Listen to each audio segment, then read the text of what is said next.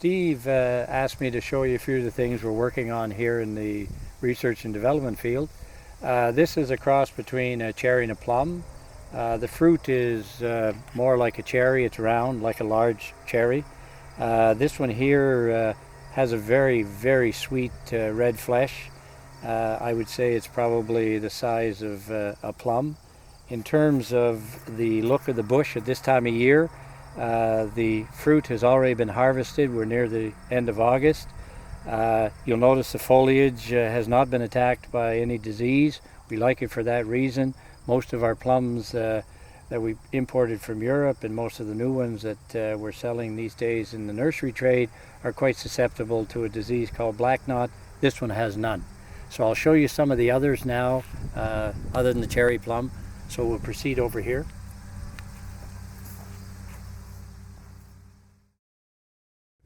So here's another one of our newer developments. This is an almond. There aren't too many almond trees that are hardy enough to grow this far north.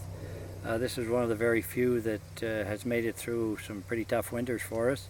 It's still very small because it's one of our newer varieties. You'll notice that to make it a little bit more resistant to cold in the winter, we buried the graft below this mound of soil, and that protects the callus tissue around the graft, which is always a little more susceptible to winter cold. One of the merits of this particular almond, it's quite large, it has a very nice taste to it, and as you can see the foliage is clean, it resists disease, and it had a few flowers on it this spring at this size, but we were hit with a -10 frost right in the middle of the flowering period in mid-May, and consequently I can't show you the fruit on it for this year. Okay, you'll notice I'm kneeling down here to another one of our R&D trees. It's a medlar. It was a very, very popular fruit back in Shakespeare's time. He wrote about it in Romeo and Juliet. You'll notice the tree produces when it's very young. This one is probably 3 years old. They stay small. It eventually will probably only get about 3 meters high, and it'll be fruiting at this size right up through to its eventual mature size. You'll notice that after a very tough spring of -10 frosts, it still has a lot of fruit on it. If you look at this branch, there's probably seven or eight on that branch. And if you take a mature tree 3 meters high, you'll probably have hundreds of fruit on it. The other thing I like about the medlar is that the fruit itself doesn't really require fancy storage. You pick the fruit in about another 3 weeks to a month, and you place it on your kitchen counter, and slowly the flesh inside softens to a very sweet kind of apple raisin type of flavor, and you don't have to worry about putting these in storage to protect them from rot like we would with apples. Basically, the tree is very easy to grow. It doesn't require sprays. It can take pretty well any kind of soil. It makes a great backyard bush for those with limited space. Okay, here's another one of the fruit that we're looking at very closely for backyards and for potential commercial production down the road. This is a quince. Basically, the quince is a fruit that comes from Europe. Many of the varieties that were introduced over the past 200-300 years from Europe are not hardy enough in our climate. So what we did to try to find quince that were good for the northern climate of Canada, we went to Russia. This one here is called Crimea, obviously from the Crimea region of Russia.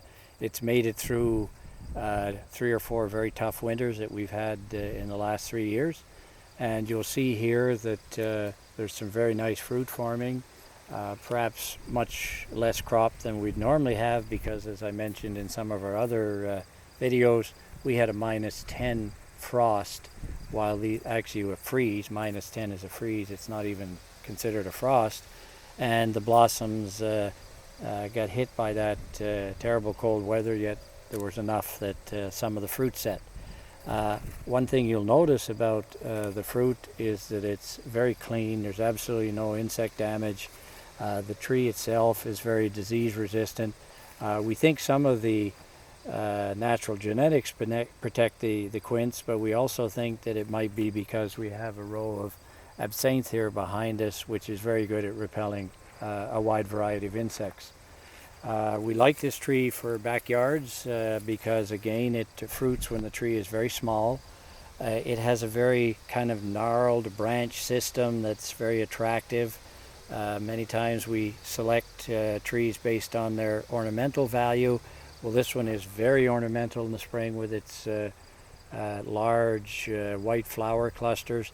It's also got very nice clean foliage, and the fruit itself, when it starts to ripen, turns a bright yellow, and it'll hang on the tree right through the fall. It'll hang on the tree until Christmas if you don't pick it. So in late fall, when all the leaves are gone, you'll always notice a quince tree.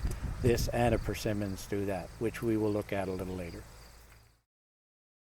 First of all, walnuts traditionally are grown on large trees, sometimes reaching 30-40 feet, eventually 100 feet if you have older ones. Now, we wanted to show that you can produce walnuts on very small trees. So you'll have to follow me down onto my knees here, and you'll notice that this is a standard goldenrod weed that grew beside the tree. I'm going to have to pull it out. It just gives you a relative height. You can see the small tree is probably the half the height of this goldenrod. We'll throw that aside, and here you will see what we have as our most important walnut tree. We call it a heart nut, because the nut inside of these hanging clusters is in the shape of a heart. You'll notice that this tree has been grafted. We again buried the graft. The reason we graft is several-fold. First, it makes the tree bear at a very young age, as you can see by this one. Also, it duplicates the superior cracking nuts of some of our mother trees. You can see here this small tree has 1, 2, 3 clusters, probably 15 or 20 nuts. In years when the winters aren't so severe and the spring frosts aren't so bad, you might find clusters of 15 or 20.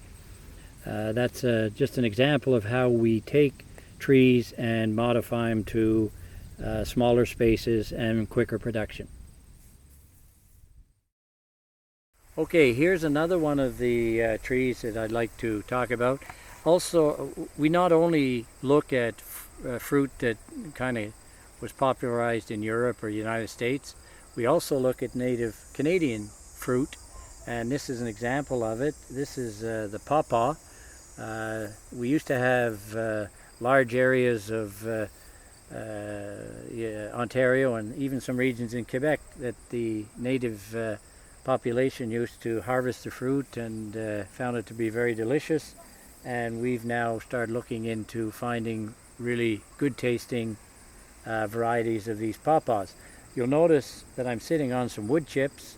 That's because these trees naturally like to grow at the edge of a forest in rich humusy type soil. They can also take a little bit of shade. You'll notice over here we have a large tree, and it's providing a little bit of shade later in the day.